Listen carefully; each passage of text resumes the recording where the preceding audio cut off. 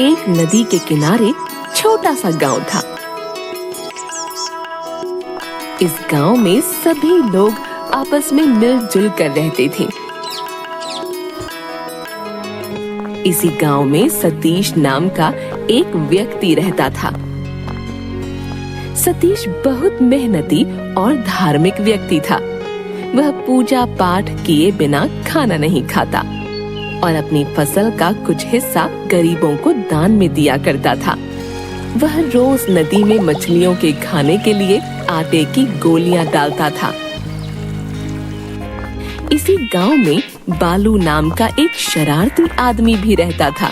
वह कोई काम नहीं करता था। उसे हर समय दूसरों को सताने में, परेशान करने में मजा आता था। उसकी माँ उसे बहुत समझाती, लल्ला तू पूरा दिन दूसरों को तंग करता है, कोई काम धाम क्यों नहीं करता? माँ, हमारे घर में किस चीज की कमी है? सब कुछ है तो सही, तो मैं काम क्यों करूँ? अरे लल्ला, इंसान का जन्म लिया है तो कोई काम तो करना चाहिए ना। यूँ पूरा दिन खाली बैठकर तू दूसरों को तंग करता है, यह अच्छी बात नहीं है। माँ, ये तो तुम रोज कहती हो। बेटा देख, तू सुधर जा, बात को समझ, ऐसे तो तू बिल्कुल निठल्ला हो जाएगा। माँ, मुझसे नहीं होता ये काम वाम। मेरा जो मन करेगा मैं वही करूँगा। आज तुझे कोई न कोई काम करना पड़ेगा, वरना मैं तुझे शाम का खाना नहीं दूंगी। सोच ले, आज से तेरा दाना पानी उठ गया। अरे मेरी प्यारी माँ, ये क्या कह रही हो? माँ बाहर की ओर इशारा करती है और बालू बड़बड़ करता हुआ बाहर निकल जाता है।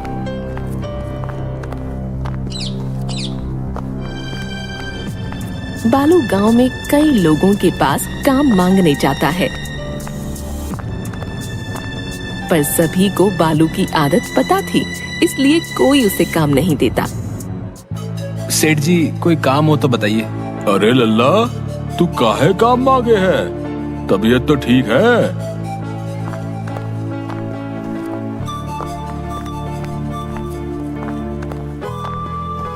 साहूकार जी बोलिए तो आपका बही खाता ठीक कर दूं? ना ना बेटा, रहने दो। ये काम तुम्हारा नहीं, मुंशी जी का है। तुम्हारे तो अभी खेलने खाने के दिन है, काम वाम रहने दो।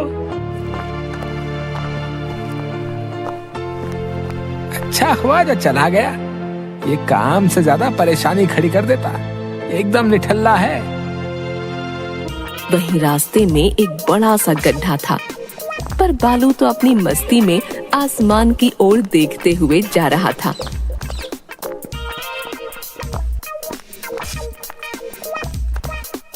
गड्ढा न देख पाने के कारण वह उसमें गिर गया। उस समय कुछ बच्चे वहां से जा रहे थे। अरे बालू काका तो गड्ढे में गिर गए। सारे बच्चे जोर से हंसने लगते हैं। क्या काका, उस दिन हमें बड़ा सताए थे? मेरी तो टॉफी भी ले ली थी इन्होंने। मुझे वो बड़े वाले पेड़ पर चढ़ाकर भाग गए थे। पता है, नीचे उतरने के चक्कर में मैं गिर गया था। तेरी नेकर भी फट गई थी। सारे बच्चे फिर हंसने लगते हैं। आज खुद ही गड्ढे में। उनमें से एक लड़की को बालू पर तरस आ जाता है। तुम छप्पी ना, देखो ताता उतने ही पाले हैं, चलो इनकी मदद चलो। दो बच्चे बालू को उठाने का प्रयास करते हैं, पर बालू उठकर फिर बैठ जाता है। काका पानी पियोगे? लो ताता, पानी पी लो। बालू उसे हाथ के संकेत से मना कर देता है। दो बच्चे बालू का पैर दबाते हैं तो उसे अच्छा लगता है और कुछ देर में वह ठीक होकर खड़ा हो जाता है। बालू को खड़ा हुआ देखकर ताता का पैर ठीक हो गया, ताता का पैर ठीक हो गया। चुप तोतली, चल भाग यहाँ से। काका क्यों डांटते हो इसे? अबे तू इसका वकील मत बन, चलो भागो यहाँ से। बच्चे भागते हुए गाते जाते हैं। एक था गड्ढा, गिर गया बालू काका। शाम को थक हार कर बालू नदी के पानी से हाथ मुंह धोकर वहीं किनारे पर बैठकर यह सोचने लगता है कि घर जाकर माँ को क्या कहेगा। तभी वह देखता है कि सतीश मछलियों के लिए आटे की गोलियां लाया है। सतीश के चेहरे पर इतना सुकून और शांति देखकर उसे जलन होती है और वह नदी में खड़े बत्तखों पर छोटे छोटे कंकड़ फेंकने लगता है। बालू, पत्थर मत मारो, उन्हें चोट लग जाएगी। बालू सतीश की बात नहीं सुनता और पत्थर मारता रहता है। सतीश बालू के पास जाकर उसके आसपास बड़े पत्थरों को उठाने लगता है। अबे ये क्या कर रहा है? तुम तो मानोगे नहीं, तो मैं ये सारे पत्थर ही उठा कर ले जा रहा हूँ। तू तो पागल ही है।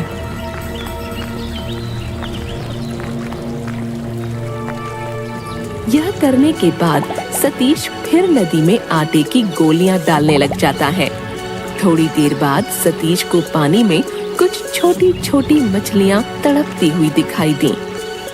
मछलियां जाल में फंसी हुई थीं और जाल को धीरे धीरे कोई खींच रहा था। सतीश उसी दिशा की ओर देखने लगा।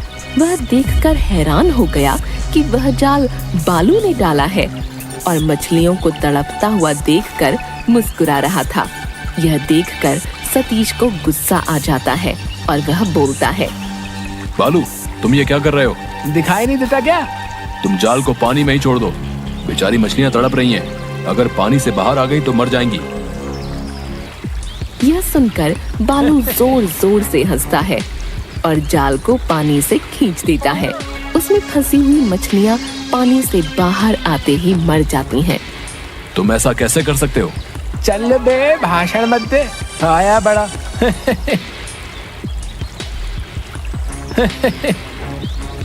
बालू की इस हरकत पर सतीश को गुस्सा आ जाता है। तुम बिल्कुल बेशर्म हो गए हो। अबे मुझे बेशर्म कहता है? और गुस्से में सतीश बालू के कॉलर को पकड़ लेता है। दोनों में थोड़ी हाथापाई होने लगी। तभी बालू संतुलन बिगड़ने से गिर गया और उसका सिर पास पड़े एक बड़े पत्थर से टकराया। उसे हल्की चोट लग गई और खून बहने लगा। चोट के कारण बालू को बहुत गुस्सा आया और उसने एक पत्थर उठाकर सतीश को मारना चाहा, पर तब तक वह वहां से जा चुका था। रात को अंधेरा होने पर बालू चोरी छिपे घर में घुसता है। वह सतीश को अपनी माँ से बात करते हुए देखकर समझ जाता है कि उसने माँ को नदी वाली बात बता दी है। अगले दिन सुबह बालू की नींद देर से खुलती है। चोट के कारण सिर में दर्द था। सिर दबाते हुए उसकी नजर घड़ी पर पड़ती है। अरे 10 बज गए। आज माँ ने मुझे उठाया क्यों नहीं? शायद नाराज है अभी तक। चलो चल कर देखता हूँ। बालू माँ के सामने जाकर खड़ा हो जाता है। माँ, ओ मेरी प्यारी माँ। पर माँ ऐसे जताती है जैसे उसने उसे देखा ही नहीं। क्या माँ अभी तक नाराज हो? वो सतीश तो पागल है। पता नहीं उसने तुझे क्या क्या कह दिया मेरे बारे में। पर माँ अभी भी ऐसे ही जताती है जैसे उसने न बालू को देखा न उसकी आवाज सुनी। बालू झल्लाकर माँ की ओर आगे बढ़ता है, पर माँ उससे टकराते हुए ऐसे निकल जाती है जैसे कुछ हुआ ही नहीं। बालू झल्लाता हुआ बाहर चला जाता है। वह एक चाय की दुकान पर पहुँचता है। ओ भाई ओ, एक मसाला चाय देना, सिर बहुत दुख रहा है। चाय वाला दुकान में आए सभी ग्राहकों को चाय देता है। बालू बार बार हाथ आगे बढ़ाता है, पर चाय वाला उसे देखता तक नहीं। वह बिल्कुल माँ की तरह व्यवहार कर रहा था। बालू अपने गुस्से को काबू करते हुए वहाँ से निकल जाता है। वह जहाँ भी जाता कोई उसकी ओर नहीं देखता, न ही किसी को उसकी आवाज सुनाई देती। बालू परेशान होकर एक पेड़ के नीचे बैठकर कुछ सोचने लगता है। तभी उसे ख्याल आता है कि कहीं कल सिर पर चोट लगने से वह मर तो नहीं गया। शायद इसलिए सब उसे न देख पा रहे हैं, न सुन पा रहे हैं। यह ख्याल आते ही बालू की आंखें नम हो जाती हैं और वह नदी की ओर चल देता है। वह सतीश को नदी में आटे की गोलियां डालते देखता है। सतीश, ओ सतीश। सतीश को बालू की आवाज नहीं आती। तब बालू सतीश की कुछ गोलियां उठा लेता है, पर सतीश कुछ नहीं कहता। यह देखकर बालू समझता है कि वह सच में मर गया है और उसकी आत्मा भटक रही है। यह ख्याल आते ही बालू जोर जोर से रोने लगता है। मुझे अपनी गलती का एहसास हो गया। हे भगवान, मुझे मेरा जीवन वापस दे दो। अब से मैं किसी को तंग नहीं करूंगा। तब सतीश को उस पर दया आ जाती है और वह कहता है, हम सब गांव वालों ने मिलकर तुम्हें सबक सिखाने के लिए ऐसा किया। तुम मरे नहीं, जिंदा हो। ऐसा कहते हुए वह बालू को गले लगाता है और बालू उससे अपनी गलती की माफी मांग लेता है।